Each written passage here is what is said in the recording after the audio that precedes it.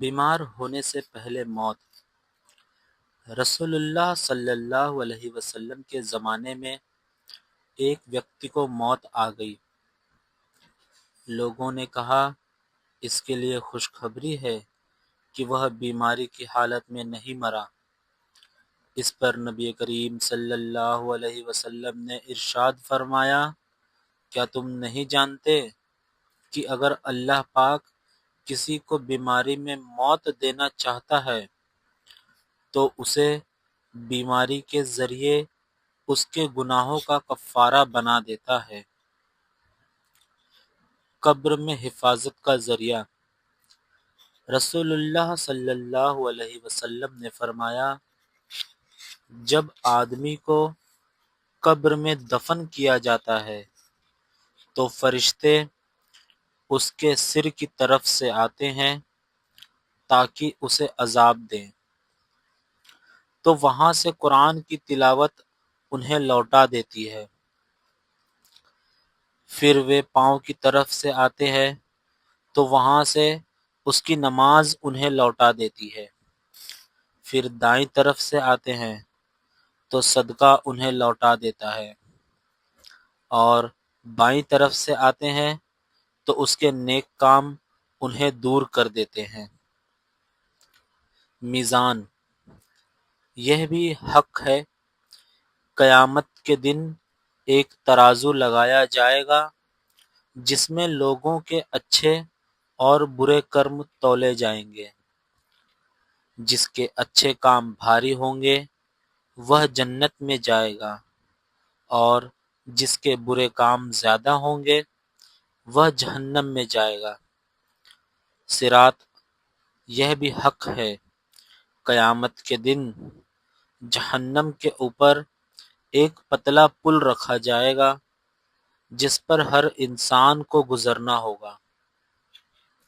جو نیک ہوں گے وہ تیزی سے گزر جائیں گے، اور جو گنہگار ہوں گے وہ گر پڑیں گے اور جہنم میں چلے جائیں گے۔ حضرت محمد صلی اللہ علیہ وسلم کے ہاتھ مبارک۔ صحابی کہتے ہیں کہ میں حضرت انس رضی اللہ عنہ کے گھر گیا، وہاں کھانا کھا رہے تھے۔ انہوں نے اپنی باندی سے کہا، تولیہ لاؤ۔ جب تولیہ لایا گیا تو دیکھا کہ وہ تولیہ تو پرانا اور میلے کپڑے کا تھا۔ میں نے حضرت انس رضی اللہ عنہ کو غصے کی نظر سے دیکھا اور کہا، کیا آپ اسے صاف نہیں رکھتے؟ یہ تو بہت پرانا اور میلے جیسا لگ رہا ہے۔ حضرت انس رضی اللہ عنہ نے فرمایا، بھائی اسے ایسے ہی رہنے دو، یہ تولیہ تو میرے لیے بہت قیمتی ہے۔ میں نے پوچھا کیوں؟ انہوں نے جواب دیا، ایک بار حضرت محمد صلی اللہ علیہ وسلم میرے گھر پدھارے تھے۔ کھانے کے بعد جب انہوں نے اپنے مبارک ہاتھ صاف کرنے چاہے تو میں نے یہی تولیہ پیش کیا تھا۔ حضور صلی اللہ علیہ وسلم نے اسی تولیے سے اپنے ہاتھ مبارک پوچھے تھے۔ اس کے بعد سے میں نے یہ تولیہ کبھی نہیں دھویا اور اسے سنبھال کر رکھ لیا۔ جب بھی میں اس تولیے کو دیکھتا ہوں مجھے اپنے پیارے نبی صلی اللہ علیہ وسلم کی یاد آتی ہے۔ مجھے ایسا لگتا ہے جیسے میں ابھی ابھی اپنے گھر میں حضور صلی اللہ علیہ وسلم کی موجودگی محسوس کر رہا ہوں۔ ایمان کی حقیقت۔ رسول اللہ صلی اللہ علیہ وسلم نے فرمایا، ایمان یہ ہے کہ تم اللہ پر، اس کے فرشتوں پر، اس کی کتابوں پر، اس کے رسولوں پر، آخرت کے دن پر اور تقدیر پر ایمان لاؤ، چاہے وہ بھلی ہو یا بری۔ مسلمان پیڑ کون سا؟ رسول اللہ صلی اللہ علیہ وسلم نے فرمایا، ایک ایسا پیڑ ہے جس پر کبھی بھی پتے نہیں جھڑتے، مسلمان کو اس پیڑ سے اپما دی جا سکتی ہے، بتاؤ وہ کون سا پیڑ ہے؟ صحابہ کرام رضی اللہ عنہ الگ الگ پیڑوں کے بارے میں سوچنے لگے۔ حضرت عبداللہ بن عمر رضی اللہ عنہ کہتے ہیں، میرے دل میں آیا کہ وہ پیڑ کھجور کا پیڑ ہے، لیکن میری عمر کم ہونے کی وجہ سے مجھے بولنے میں جھجک ہوئی، میں خاموش رہا۔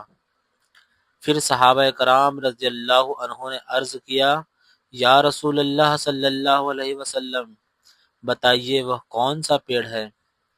رسول اللہ صلی اللہ علیہ وسلم نے فرمایا، وہ کھجور کا پیڑ ہے۔ ایمان اور عمل کا رشتہ۔ رسول اللہ صلی اللہ علیہ وسلم نے فرمایا، ایمان کے 70 سے زیادہ حصے ہیں، سب سے اونچا حصہ لا الہ الا اللہ کہنا ہے، اور سب سے نیچے کا حصہ راستے سے تکلیف دہ چیز کو ہٹانا ہے، اور حیا بھی ایمان کا حصہ ہے۔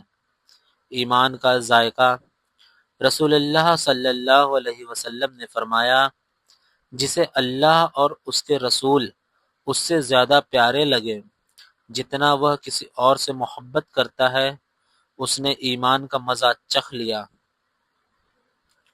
صبر کا مطلب۔ اسلامی درشٹی سے صبر بہت اہم چیز ہے۔ اس کا مطلب ہے کہ جب انسان پر کوئی تکلیف، غم یا پریشانی آئے تو وہ غصہ نہ کرے، شکایت نہ کرے، بلکہ اللہ پر بھروسہ رکھے اور اچھے انجام کی امید کرے۔ صبر کے کچھ مطلب۔ پہلا، مصیبت میں دھیریہ رکھنا۔ دوسرا، برائی کا جواب برائی سے نہ دینا۔ تیسرا، نیک کاموں پر ڈٹے رہنا چاہے مشکل کیوں نہ ہو۔ چوتھا، گناہ سے اپنے آپ کو روکنا۔ قرآن میں اللہ تعالیٰ فرماتا ہے، نشچے ہی اللہ صبر کرنے والوں کے ساتھ ہے۔ حدیث، رسول اللہ صلی اللہ علیہ وسلم نے فرمایا، صبر رونے یا چلانے کا نام نہیں، بلکہ جب مصیبت پہلی بار آئے اس وقت انسان جو رویہ اپنائے وہی اصلی صبر ہے۔ یعنی صبر کا مطلب ہے اپنے دل کو مضبوط رکھنا، اللہ کی قضا پر راضی رہنا اور ہر حال میں شکر ادا کرنا۔